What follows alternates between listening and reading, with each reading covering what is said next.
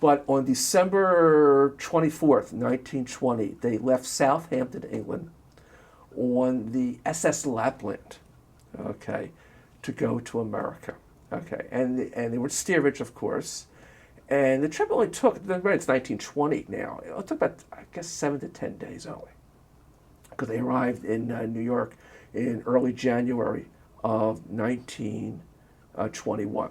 I have here a copy.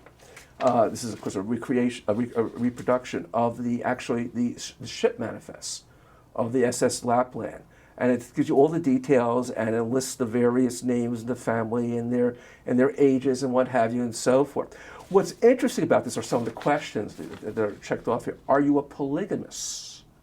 Are you an anarchist? Do you plan to try to overthrow the government of the United States? Which, of course, you have to wonder if you were indeed planning to do this. Why would you say yes? Okay, I mean, it makes no sense.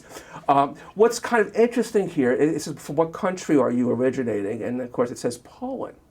But then it says under race and ethnicity, race or people.